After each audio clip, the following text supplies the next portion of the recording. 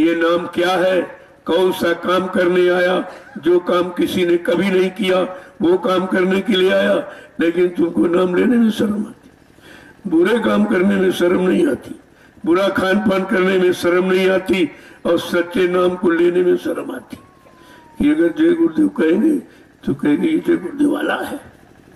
अरे यही तो तुमको कहलाना है कि हम किसके हैं, हमारा कौन है। और आपसे यही कहा गया, जब तुम जय गुरुदेव नाम बोलोगे मैं तुमको मिलूंगा, मैं तुम्हारी मदद करूंगा और किसी नाम से नहीं मिलूंगा।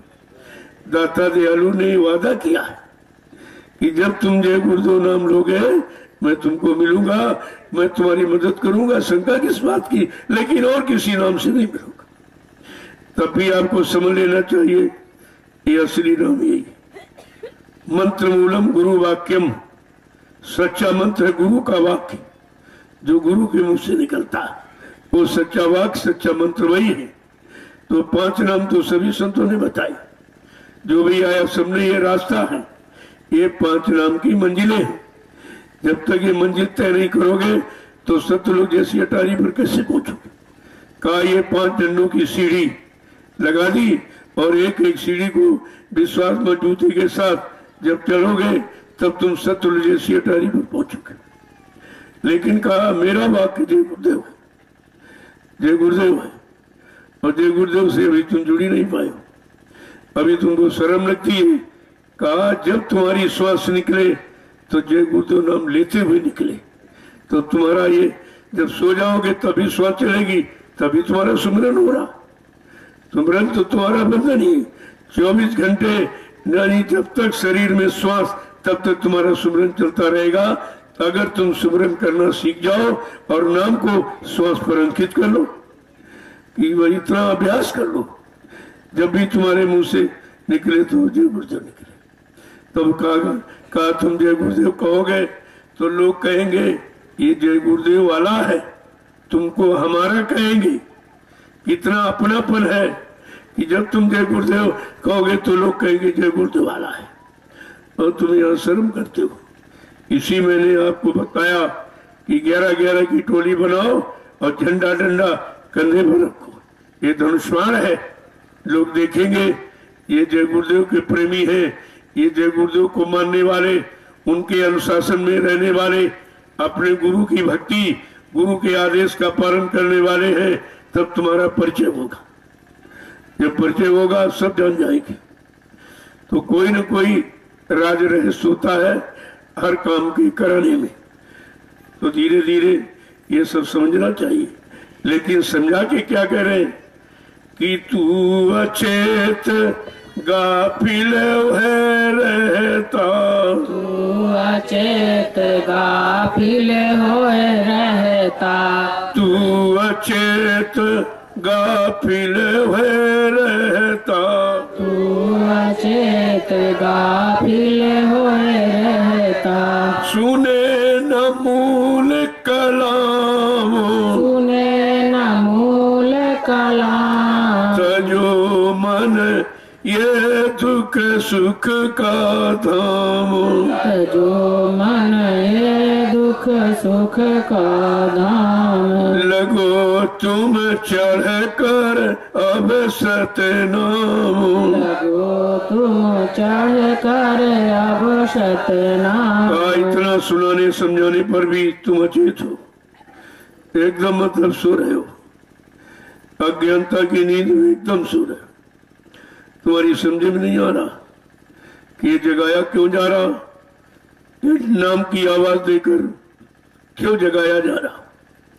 कि कलयुग का जीव उस नाम से जब जगेगा तब उसका काम हो जाएगा, क्योंकि हर युग के नाम अलग अलग। जब सतयुग था तब हरि नाम, और त्रेता आया तो राम नाम, और द्वापर आया तो कृष्ण नाम। ये तो इतिहास बता रहा है कि हर युग में नया पुरुष नए नाम को लेके आया और उसी नाम से जीवों का काम कराया। अब यह है जिस लोक मंडल मुकाम से नाम आएगा उस नाम का सुमरन स्मरण करने से वो नाम उसी लोक तक पहुंचा देगा। ये नाम की महिमा है। लेकिन ये बीच के लोक के नाम ये सतलोक पहुंचाने वाले नहीं, ये जीवात्मा को जगाकर जीवात्मा का कल्याण करने वाली नहीं है, केवल पारिवारिक सामाजिक तुम्हारी व्यवस्था ठीक बन निकलने वाली। ये तो हो जाएगा, लेकिन जीवात्मा नहीं जगेगी। तभी तो कहा कि ब्रह्मा जी ब्रह्मलोक का सुखानंद उठा रहे, उनकी जीवात्मा जगी न घर पहुंची। भगवान विष्णु विष्णुलोक का सुखानंद उठा रहे, उनकी जीवात्मा जगी न घर पहुंची। और भगवान शंकर शिवलोक का सुखानंद उठा रहे, उनकी जीवात्मा जगी न घर पहुंची। हाँ, तीसरा नेत्र तो खोल दिया था, लेकिन आगे के लोगों की जानकारी देने वाला कोई संत महापुरुष नहीं मिला, इसलिए वो भी अपने लोक तक रह गए। और भगवान राम साकेत लोक का सुखानंद उठा रहे, उनकी जीवात्मा जगी न घर पहुंची। भगवान कृष्ण गोलोक का सुखानंद उठा रहे, उनकी जीवात्मा जगी न घर पहुंची। देवी देवता देवलोक का सुखानंद उठा रहे, उनकी जीवात्मा जगी न घर पहुंची। क्योंकि जीवात्मा जगाने का अधिकार केवल मृत्युलोक में सदगुरु को है, ये काम कोई नहीं कर सकता। और सदगुरु समय का ही किया था। सदगुरु एक रूप है, बहुत ही रे बने तो सदगुरु से बने और बिगड़े तो भरपूर। कहा जब कभी है जीवात्मा तुम्हारी जब कभी बनेगी तो समय के आए सदगुरु दयाल से बनेगी, नहीं तो बिगड़ जाएगी। तब बिगड़ जाएगी। तो इशारा तो गुरबाणी बराबर करी, लेकिन गुरबाणी संतवाणी अमरवाणी को तुमने सुना ही कहा। तुम्हारे कानों ने सुना और मन ने स्वीकार नहीं किया, तो सब बेचारे भ्रमित हो गए। किसी को और कुछ नहीं मालूम है ये काम कौन करेगा, करने वाला कौन होगा, या करने आएगा तो आवाज लगाएगा, सबको जगाएगा। लेकिन जगाने पर भी हम आप इतने बेखौफ हो गए कि जगाने पर भी नहीं जागे। भोगों की प्रगाढ़ निद्रा में इतने सो गए शराब और की, जगाने पर भी नहीं जागे। तो नहीं जागोगे तो काम कैसे होगा। देखो किस तरह से कितना काम संत महापुरुषों ने यहाँ किया, लेकिन हम उनको समझ ही नहीं पाए, न जान पाए, न मान पाए, न पहचान पाए और न अपना काम बना पाए। ये कितनी बड़ी भूल है, कितनी बड़ी गलती हो गई। तो इसकी तो मतलब यानी कोई माफी दे ही नहीं सकता और ये लाभ कोई दूसरा दे नहीं सकता। आगे समझा के क्या कह रहे हैं कि माया नारी पड़ी तेरे पीछे, माया नारी पड़ी तेरे पीछे, माया नारी पड़ी तेरे पीछे, माया नारी पड़ी तेरे पीछे। क्यों नहीं छोड़त काम, क्यों नहीं छोड़त काम, तजो मन ये दुख सुख का धाम, तजो मन ये दुख सुख का धाम। लगो तुम चढ़ कर अब सतनाम, लगो तुम चढ़ कर अब सतनाम। माया नारी तेरे पीछे पड़ी है, क्योंकि देशी काल माया का। जिस माया को देखकर ब्रह्मा विष्णु महादेव थरथर कांपते, शिव चतुरानंद देख डराई, अपर जीव के लेखे माई। जब ब्रह्मा विष्णु महादेव माया को देख के थरथर कांपते, तो हम सब कलयुग के गंदे कमजोर जीव कैसे बचेंगे। काहे तो पीछे पड़ी है, इससे छुटकारा कौन दिलाएगा। आगे समझा के क्या कह रहे हैं, छुटकारा दिलाने वाले कौन है कि बिन गुरु दया छूटो नहीं आसे, बिन गुरु दया छूटो नहीं आसे, बिन गुरु दया छूटो नहीं आसे, बिन गुरु दया छूटो नहीं आसे।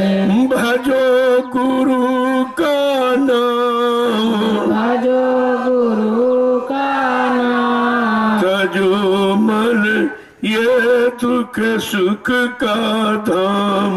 तजो मन ये दुख सुख का धाम। लगो तुम चढ़ कर अब सतनाम।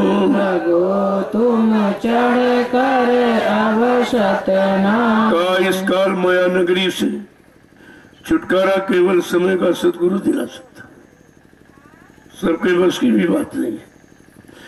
जब ब्रह्मा विष्णु महादेव फंसे रहे, जिनको विधि हरिहर कहा गया, एक सृष्टि करता, एक पालन करता, एक संहार करता, जब वो नहीं बच पाए तो हम सब कलयुग के गंदे कमजोर जीव कैसे बचेंगे। कहा कलयुग के कमजोर जीवों को बचाने के लिए समय का सदगुरु दयाल आएगा, वो बचाएंगे। क्या कह रहे हैं? बिन गुरु दया छुटो नहीं आसे। बिना सदगुरु की दया के इस काल माया से छुटकारा किसी को मिला ही नहीं। इसलिए जो गुरु ने नाम दिया उस नाम को भजो, भजो गुरु का नाम। जब उनका नाम दिया हुआ नाम स्मरण करेंगे, यानी मतलब सुमरन करेंगे, तो अपनी दया करेंगे, वो अपनी दया करेंगे। आगे क्या कह रहे हैं कि गुरु का ध्यान धरो हृदय में। गुरु का ध्यान धरो हृदय में। गुरु का ध्यान धरो हृदय में। गुरु का ध्यान धरो हृदय में। मन को राखो थाम। मन को राखो थाम। तजो मन ये दुख सुख का धाम। तजो मन ये दुख सुख का धाम। लगो तुम चढ़ कर अब सतनाम। लगो तुम चढ़ कर अब सतनाम। पहले तुमने सबका ध्यान किया, पति का, पत्नी का, बेटा का, बेटी का, भाई का, माँ बाप का, अड़ोसी पड़ोसी का, सबका ध्यान किया। तो इनका ध्यान तो संसार की तरफ रहने का, क्यों ये खुद नहीं निकले हैं तो इनका ध्यान करके तुम कैसे निकल जाओगे। कहा इसलिए समर्थ सदगुरु का ध्यान करो, किसी का नहीं। समर्थ सदगुरु जो हमें आपको लेने के लिए आए, हमारी आपकी जीवात्मा का उद्धार कराने के लिए आए हैं और घर पहुंचाने के लिए आए, ऐसे समर्थ सदगुरु का ध्यान करो। इसीलिए इशारा करके कहा ध्यान मूलम गुरु मूर्तिम। ध्यान तो केवल गुरु का हो सकता है, और ध्यान उसी का होता है जिसको आपने कभी देखा हो। क्या बगैर देखे का ध्यान आएगा? अगर कुंवारी कन्या से को अपने पति का ध्यान करे, कर सकती? जब पति नहीं मिला, देखा नहीं, तो ध्यान क्या करेगी? और हमको आपको यही यहाँ सिखाया जाता, कोई कर राम का ध्यान करो, कृष्ण का ध्यान करो। जिनको कभी देखा नहीं, केवल पत्थर का आकार, कागज कैलेंडर का काल्पनिक आकार, उसी को कहते ध्यान करो, ध्यान करो, ध्यान करो। अरे ध्यान तो उसका होगा जिसको कभी आंख से देखा हो। बिना देखे का ध्यान नहीं होता। देखे भिन्न होए प्रतीति, और बिन प्रतीत होए नहीं प्रीति। बिना देखे तो किसी से संबंध ही नहीं होता, किसी पर विश्वास नहीं होता। तो कम से कम ये तो जानकारी हमें आपको रखनी चाहिए कि मृत लोक मंडल में हम किसका ध्यान करें। और यही ध्यान सबने किया। क्या भगवान राम ने कोई मंदिर बनाया था? क्या कोई कागज के अंदर छपवाए थे? उन्होंने गुरु का ध्यान किया। गुरु वशिष्ठ विश्वामित्र दोनों गुरुओं का ध्यान, दो गुरुओं का ध्यान किया। या कलयुग का जीव कहते गुरु कुछ नहीं। देख लो कहाँ खड़ा हो गया। जब गुरु कुछ नहीं तो कहाँ खड़ा है? रो रहा, परेशानियों में, बीमारियों में, लड़ाई झगड़ों में, आपत्तियों में फंसा पड़ा है। देखो न मानने वाला कहाँ खड़ा हो गया। और भगवान राम ने पूरा परिचय भी दिया कि हमारे कुल में यानी किसी को ध्यान नहीं किया, किसी की पूजा नहीं, केवल गुरु की पूजा। जब वो लंका से जीत के अयोध्या में आए पूर्ववासियों ने बड़ी खुशी मनाई कि रे मेरे भगवान ने बड़ा साहसी कार्य किया। राम ने हाथ जोड़कर अपनी प्रजा से कहा, अरे भाई मैंने ये कुछ नहीं किया। कहा किसने किया इस? तो क्या कहा कि गुरु वशिष्ठ कुल पूज्य हमारे और इनकी कृपा हाथ अनुज मारे। कहा मैंने कुछ नहीं किया, हमारे कुल के पूजनी हमारे गुरु महाराज वशिष्ठ जी, ये गुरु महाराज की दया से काम हो गई, मैंने नहीं किया। भगवान गुरु पर न्यौछावर और इंसान कागज पत्थर पानी पर न्यौछावर। ये भी नहीं समझ रहा, तुम तो भगवान की भी बात नहीं मानते। जब भगवान की नहीं मानते हो तो इंसान की कैसे मानोगे? ये सब उन्होंने बताया, इशारा करके सब उन्होंने बताया और कहा मेरे अकेले की बात नहीं, मेरे कुल और वंश परंपरा में हमेशा गुरु ही पूजा गया। तो भगवान राम का कितना बड़ा कुल है जो इतिहास जानकारी दे रहा। राजा सगर के राजा दिलीप, राजा दिलीप के राजा रघु, राजा रघु के राजा आज के राजा दशरथ और राजा दशरथ के राजा राम और राजा राम के लोकुश का इतनी वंश परंपरा कुल में सदैव गुरु ही पूजा गया। कितनी बड़ी महिमा गुरु की। अरे भगवान राम को तो गुरु मिल पाए, हम आप कितने बड़े भाग्यशाली कि हमें आपको समय का सदगुरु मिला।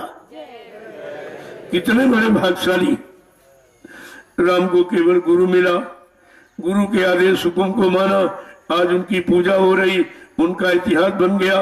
अगर आप सदगुरु यानी सच्चे मान लेते तो तुम्हारी तो वो पूजा हो जाए जो रामकृष्ण की नहीं हुई।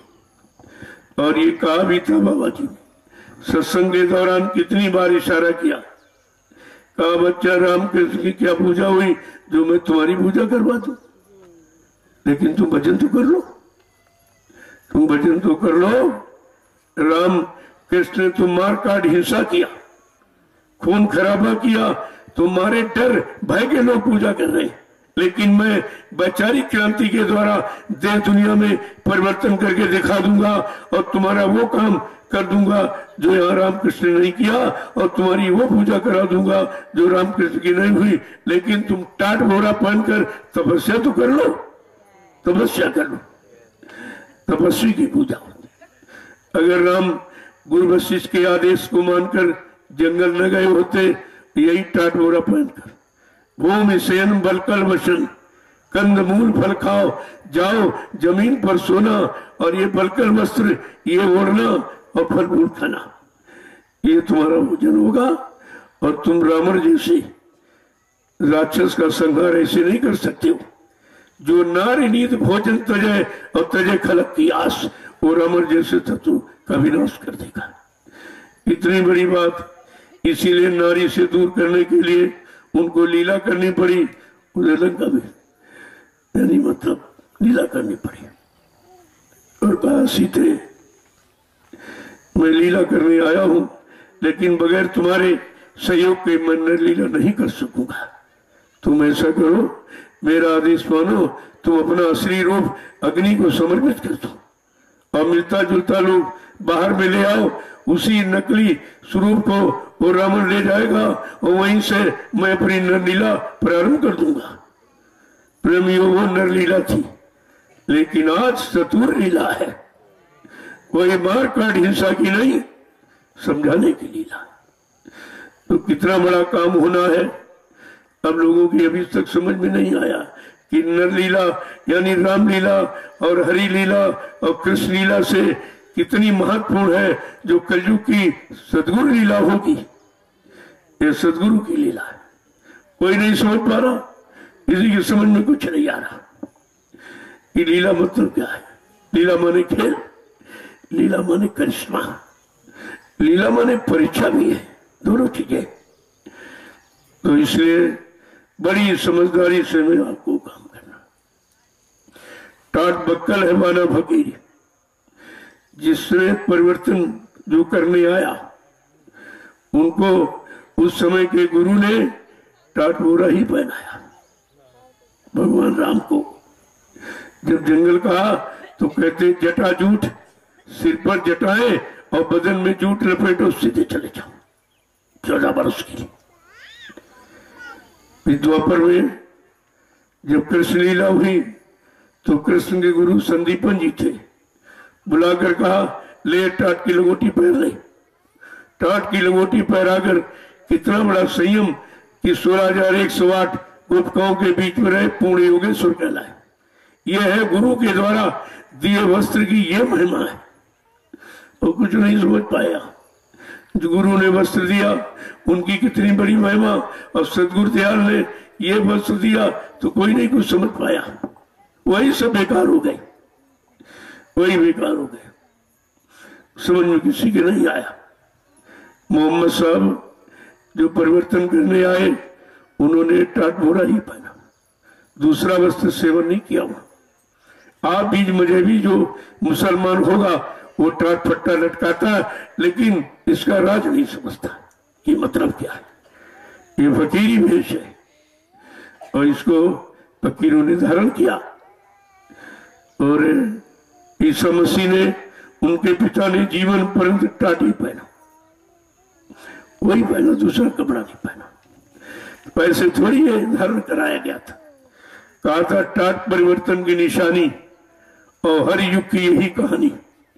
कहा बच्चा टाट के द्वारा परिवर्तन होगा। तो टाट वाले सब कहां चले गए, वहां चले गए। एक ने तो पहले नहीं, जो मथुरा का ड्राइवर उसने तो पहले नहीं टाट, वो क्या जाने बेचारा। और एक ने पहन के उतार के फेंक दिया, तो परिवर्तन किससे होगा। फिर टाट वाली तीसरी शक्ति कौन है जिसके द्वारा परिवर्तन होगा, क्योंकि सतगुरु का वचन झूठा नहीं होगा। टाट परिवर्तन की निशानी, हर युग की यही कहानी है। समझना चाहिए लोगों को, लेकिन किसी की समझ में राज नहीं आ रहा।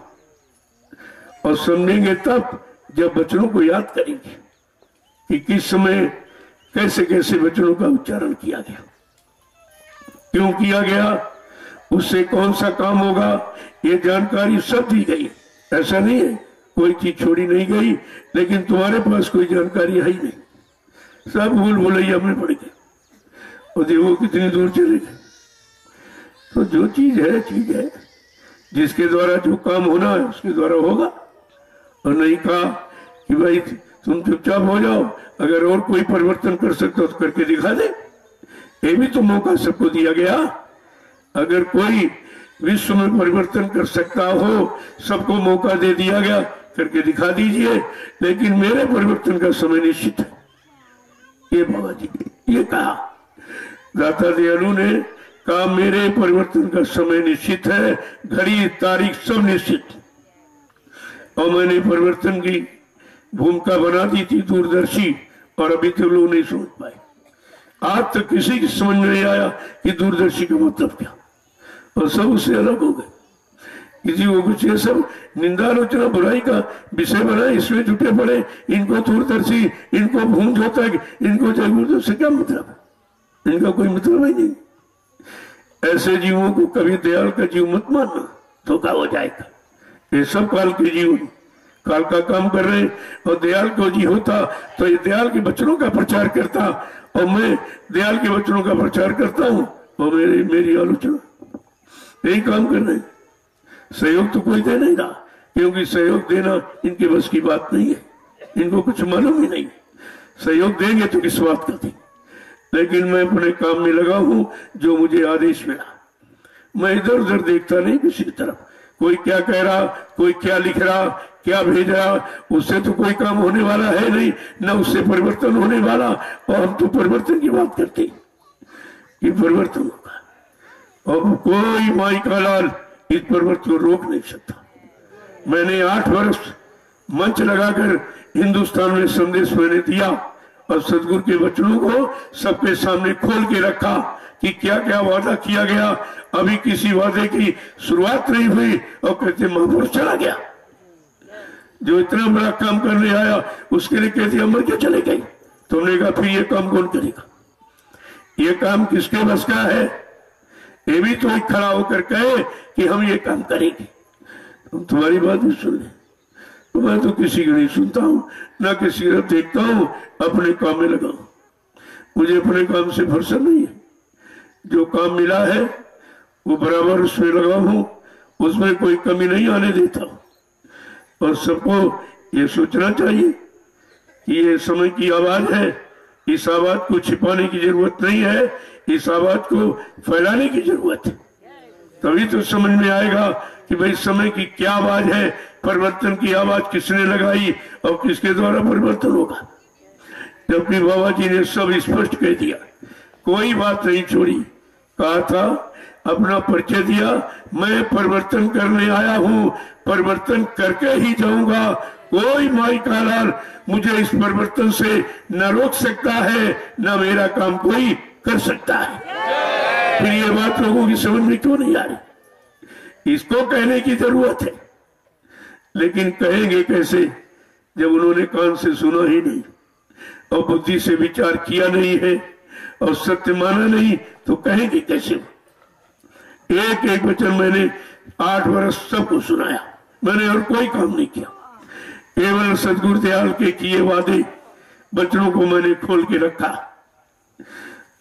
और कहा कि बाबा जी ने भी कहा, मैं कलयुग का इतिहास बनाने आया हूं। वो कितनी बड़ी बात है। क्या कलयुग का इतिहास और कोई बना सकता? ये निंदा आलोचना बुराई करने वाले इतिहास बनाएंगे? इनकी इतिहास की रूपरेखा देख लीजिए। निंदा आलोचना बुराई इतने भद्दे अश्लील शब्दों का प्रयोग करते हैं, यानी संत मत की मर्यादा भूल गए बिल्कुल। इतनी बड़ी सजा पाने के अधिकारी तुमने संत मत की मर्यादा खत्म कर दी। संत मत किसी को अपशब्द कहता ही नहीं, किसी की निंदा आलोचना बुराई करने का आदेश देता ही नहीं। फिर ये तुम किसके आदेश से कर रहे हो? क्या कर रहे हो? कहा, बच्चा मैं कलयुग का इतिहास बनाने आया हूं और ऐसा इतिहास बनाऊंगा जो भूते न भविष्य के। सतयुग त्रेता द्वापर के लोग अपने युग का इतिहास पढ़ना भूल जाएंगे। मैं ऐसा चमत्कार करके दिखाऊंगा जिसको हिंदुस्तान नहीं सारा विश्व नमस्कार करेगा। ये कितनी बड़ी बात है। सम्राट दाता दयालु ने आवाज लगाई, मैंने उस आवाज को फैलाया, मैं उसका प्रचारक हूं। और ये कह रहे हैं वो गुरु बन रहे, ये रोज यही कहते, वो गुरु बन रहे, गुरु बन रहे। हमने कहा गुरु बनने तो नहीं आए हैं, लेकिन गुरु ने कहा हम करेंगे अपने समान। गुरु कर ले आप समान, वो अपने समान बनाने आए हैं। जब उनका अपने समान बनाने का काम है तो क्या मैं उनके अनुसार नहीं, तुम्हारे अनुसार बन जाऊंगा, तुम्हारी बात मान लूंगा, तुम्हारे गंदे अश्लील शब्दों का प्रयोग मैं सत्संग में करूंगा? ये तो सोचना पड़ेगा। ये सब कहा, बच्चा मैं कलयुग को भगाऊंगा और सतयुग को लाऊंगा। ना अभी कलयुग भगा ना सतयुग आया, कहते बाबा जी चले गए। तो हमने कहा ये काम कौन करेगा? ये भी तो उत्तर दो आप, ये काम कौन करेगा? है कोई सृष्टि में ऐसा जो एक काम करके दिखा दे? एक युग को भगाना, वो बीच में। नियम तो ये है जब ये युग समाप्त हो जाता तब दूसरा युग लगता है। लेकिन बाबा जी ने अपनी समर्थ शक्ति का परिचय दे दिया है कि बीच में ही आवाज लगा दी। अब एक कलयुग के 5,500 वर्ष ही निकल पाए और बीच में आवाज लगा दी कि कलयुग में कलयुग जाएगा और कलयुग में सतयुग आएगा। अभी तक इसका अर्थ किसी समझ में नहीं आया, किसी की समझ, और कोई ये काम कर भी नहीं रहा। अगर तुम सदगुरु के सच्चे शिष्य भक्त होते तो सदगुरु की आवाज को फैलाते, उनके वचनों का प्रचार करते, तुम निंदा आलोचना बुराई ये गंदगी में कभी नहीं फंसते। तुमने तो अपना परिचय दे दिया कि मैं सदगुरु का जीव नहीं, मैं काल का जीव, इसलिए काल का काम कर रहा हूं। काल का काम हो रहा सब, आप देखते जाइए इसको। और सबसे महत्वपूर्ण वाली बात क्या कही थी? जब हमें आपको नाम दान दिया तब ये भी कहा, बच्चा मैं अजर अमर देश से आया हूं, जब तक जीवात्मा को अजर अमर देश नहीं पहुंचा लूंगा मैं चैन से बैठने वाला नहीं हूं। जब तक मेरा एक भी जीव यहाँ रहेगा मैं बराबर मौजूद रहूंगा। जब मेरे जगह सारे जीव चले जाएंगे मैं पीछे से जाऊंगा। ये कोई नहीं बता रहा। अरे तुम सतगुरु के सिपाही हो हम आप सतगुरु के शिष्य हैं तो हमें अपने गुरु के वचनों का प्रचार करना चाहिए कि उनके बरखिलाफ निंदा आलोचना बुराई ये काल का प्रचार करना चाहिए। ये भी उनकी समझ में नहीं आ रहा कि काल का काम क्या दयाल का काम। समझेंगे कैसे जब गंदगी पहले से भर गई है। एक एक चीज को ध्यान में रखना चाहिए। ये मैंने 8 वर्ष मंच लगाकर पूरा संदेश हिंदुस्तान में दिया, सबको बताया और आज भी बता रहा हूं। पहले भी जो काम मेरा है मैं पहले भी और आज भी वही कर रहा हूं। मैं अपने वचन से मुकर नहीं रहा, बराबर संदेश देता हूं। मैंने कहा भाई मैं प्रचारक हूं तो प्रचार करता रहूंगा, लेकिन ये बात समझते किसी की नहीं आ रही। आगे क्या है अब जरा सुनिए। आगे क्या महापुरुषों ने कहा कि वे दयाल तेरी दया विचारे, दयाल तेरी दया विचारे। क्या कह रहे वो दयाल है, वो दयाल देश से आए हैं, वो दया ही विचार कर करेंगे, वो कभी सजा नहीं देते, कभी मतलब यानी सजा नहीं देते, माफ करते हैं। देखो दयाल का काम क्या और ये कौन सा काम काल का कर रहे हैं। कहते कि वे दयाल तेरी दया विचारे, कि वे दयाल तेरी दया विचारे, वे दयाल तेरी दया विचारे। पल पल करे संभाल, पल पल करे समान। जो मन ये दुख सुख का धाम, जो मन ये दुख सुख का धाम। लगो तुम चढ़ कर अब सतनाम, लगो तुम चढ़ कर अब सतनाम। कहते सतगुरु दयाल, वो दयाल देश से आए, वो काल नगरी में दयाल देश से आए अपनी दया करने के लिए, जीवों पर दया करने के लिए, जीवों को निंदा आलोचना बुराई से बचाने के लिए आए। का दयाल का ये काम है। और पल पल करे संभाल, वो हर पल हमारी आपकी संभाल करेंगे, क्योंकि संभाल करना उनका काम है। पल पल संभाल करेंगे, काल माया से छुटकारा दिलाएंगे, घर पहुंचाएंगे।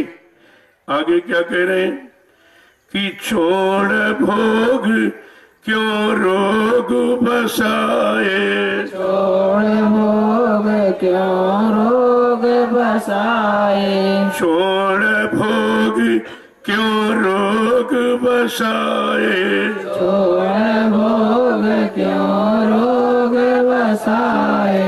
या में नहीं आ रहा, या में नहीं आ रहा। जो मन ये दुख सुख का धाम, जो मन ये दुख सुख का धाम। इसलिए कहते हैं भोग को छोड़ दे। ये भोग ही रोग का कारण है।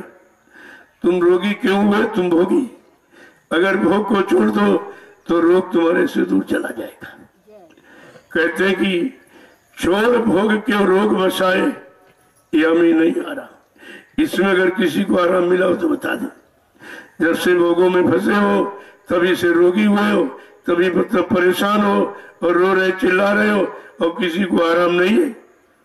तो आराम विश्राम पाने का तरीका है कि भोगों से अलग हो जाओ। जो नाम योग की साधना हमें आपको सतगुरु दयाल ने दी है, उसका हम उसको करेंगे, उसको अपनाएंगे तो धीरे धीरे मुस्तकिल जहां आराम है अपने घर में तो वहां भी हमें पहुंचा देंगे। आगे क्या कह रहे हैं कि गुरु का कहना मान प्यारे, गुरु का कहना मान प्यारे। गुरु का कहना मान प्यारे, गुरु का कहना मान प्यारे। पावेगा विश्राम, पावेगा विश्राम। ये दुख सुख का धाम। भजो मन ये दुख सुख का धाम। कहते कि गुरु का कहना मान ले, जो गुरु कहे करो तुम सोई, अब मन के कहे चलो मत कहे। जो गुरु कहे वो हमें आपको करना है, वही चीज लोगों को बतानी है, अपनी तरफ से नहीं। जो गुरु ने वचन उच्चारण किए हैं उन वचनों को प्रेमियों के कान तक पहुंचाना, ये गुरु आदेश, ये गुरु आज्ञा। और कहते हैं कि अगर ऐसा तुम करोगे तुमको पूर्ण विश्राम मिल जाएगा, और जो गुरु वचनों को मान लेगा और वचनों के अनुसार चल पड़ेगा उसको भी आराम मिल जाएगा।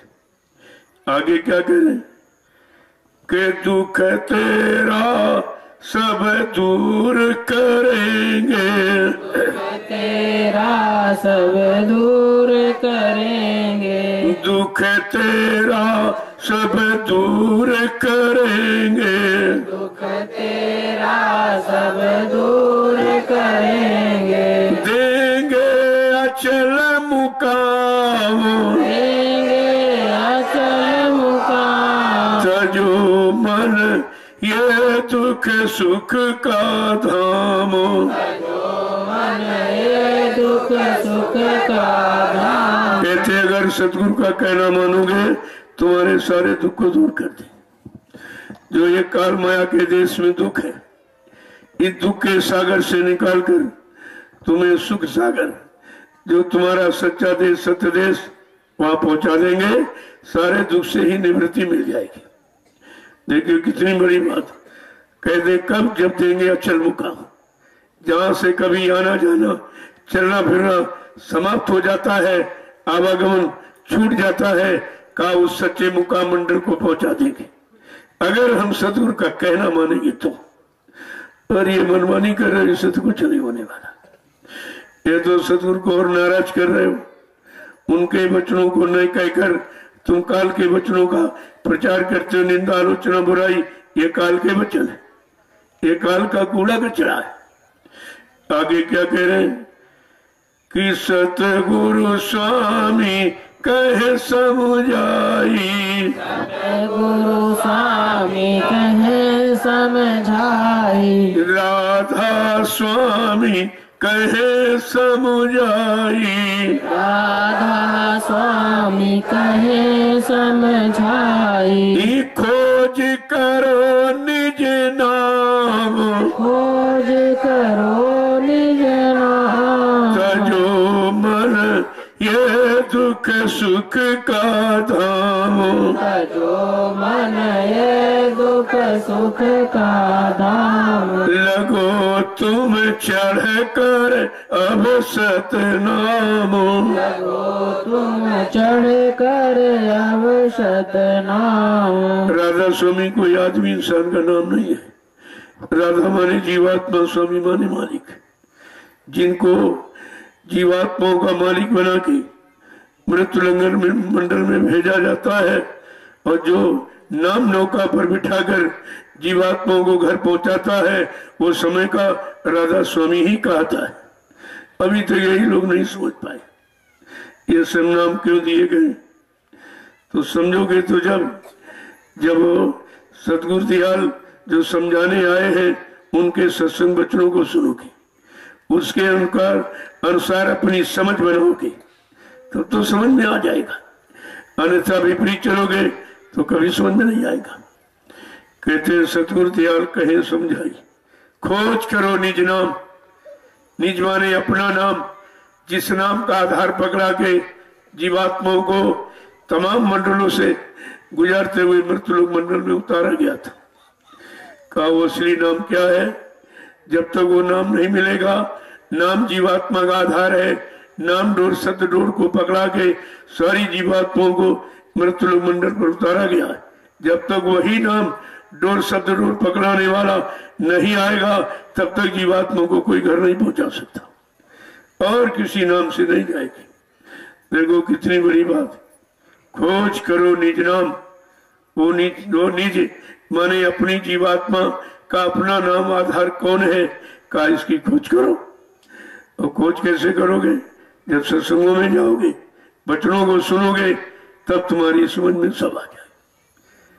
कहते हैं सदगुरु कोई खोज करो भाई, बिन गुर राह कोई नहीं पाई। ऐसे समर्थ सदगुरु की खोज करो जो समय से काम करने के लिए आया है, और हम सबका काम उनके द्वारा ही होगा।